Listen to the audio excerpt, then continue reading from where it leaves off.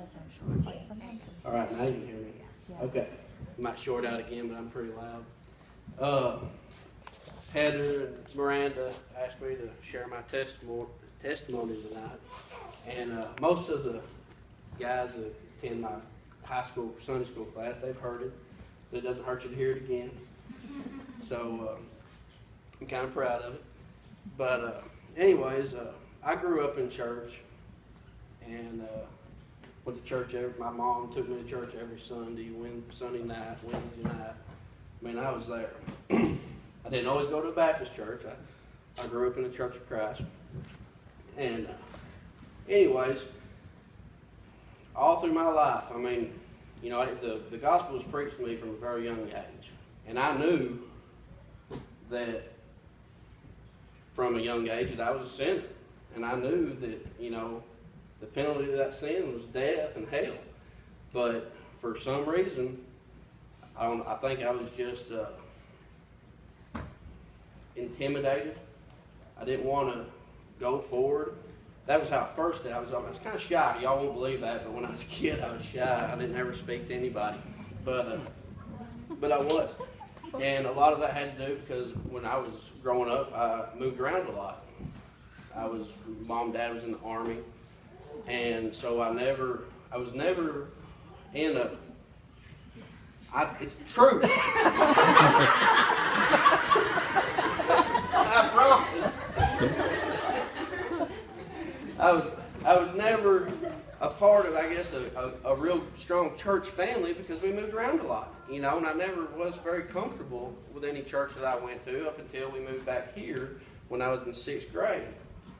And I, you know, went through middle school up until high school, and still I kept going off. And I was convicted. I mean, if somebody ever tells you that God's grace is irresistible, that's not true.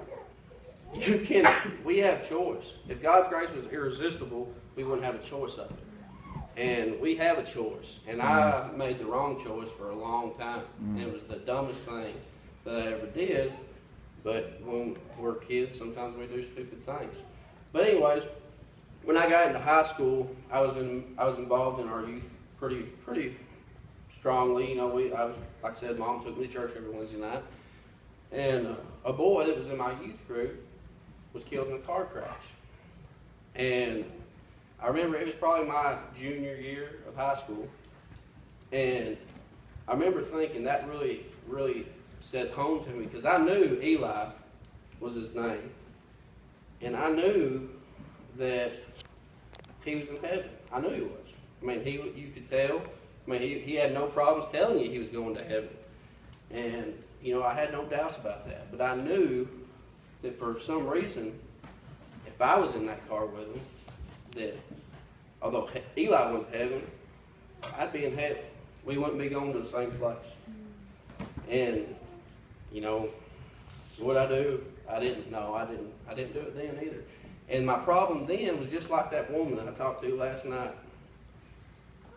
She said, I'm 90 years old. What are people going to think? I'm 90 years old and I haven't been saved yet. And so people, I mean, I know that sounds silly, but that's a real problem with people.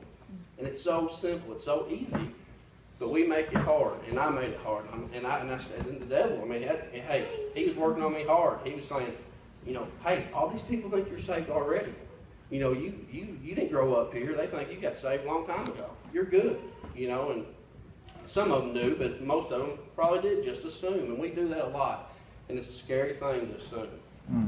Never assume, because a lot of people would have thought, oh, well, Brent's okay. And I wouldn't have been.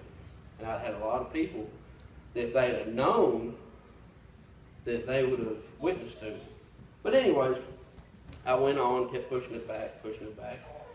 And every Sunday, it got to where I hated to go to church. Because every Sunday I thought the preacher was talking to me. But I just, you know, I'd make up some reason. No, I don't, you know, I don't want to, you know, I'll do it tomorrow, you know, when I'm by myself. I don't want to do it here at church. You know, I don't want everybody to be looking at me. So I'm going to do it, you know, at a different time.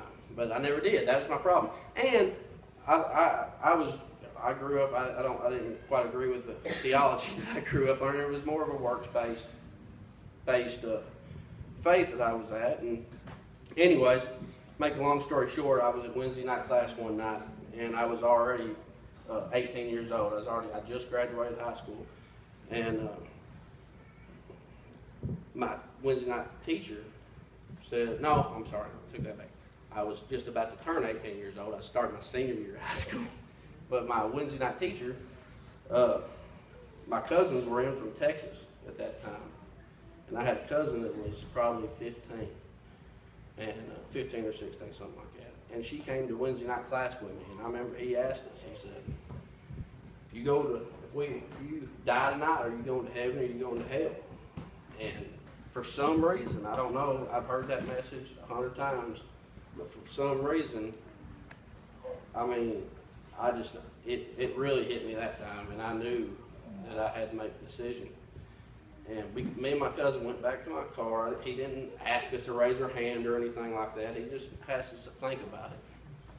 And, sometimes I want y'all to remember this when we're going out and evangelizing to people, that it's not just because they tell you thank you and leave. Don't think that your message didn't get out to them. Because when that teacher asked me that question and nobody said anything to him, he thought, my message didn't get across. But it did, because I was still thinking about when I went to my truck. And then my cousin was too, because we got in the truck and we didn't speak. And she said, what was your answer? And I said, I'd go to hell. And she said, I would too. And I was like, well, we need to do something about that. And I believe right then is when I put that faith. It's that when I say I put my faith in Jesus, that's when I realized I couldn't do it on my own. I had to have Him. And I tried my whole life. I went to church all the time. I did all the good things. Tried to be a good kid. That wasn't enough, and I realized that He was the only way. And I believe at that moment is, when He saved me. I remember just that, like Sherry said, I remember that it was just like a weight was lifted off of my shoulders. And she did too that night, and, I had no way. Hey, and that's another thing. He saved me that night, but He wasn't done with me, because I strayed away. I did a lot of things that I shouldn't have, and not proud of. But I realized that He took care of those sins too when He died on the cross. That's right. And that's what gives me strength to I don't worry about what I did back then. What I'm going to do tomorrow, because I know I'm going to stumble. I know I'm going to fall. But I'm just going to go out and live my life the best I can for Jesus. And, sometimes it's easy and sometimes it's hard. Sometimes I get away from Him, But one thing that I've always realized, it doesn't matter if I get far away. It's like I can just turn right there and He's there. Mm-hmm. It's so simple.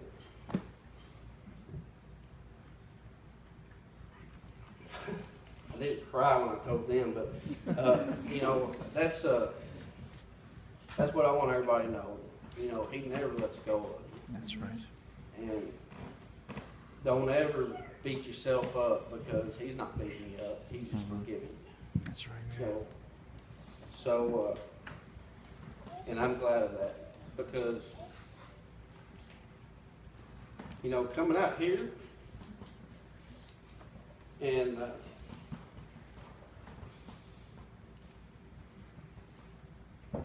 being able to do for other people what that guy did for me.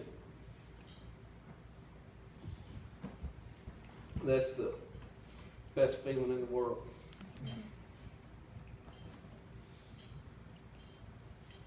And just don't ever give up on people. I think, that's God's not going to give up on you. We shouldn't give up on them.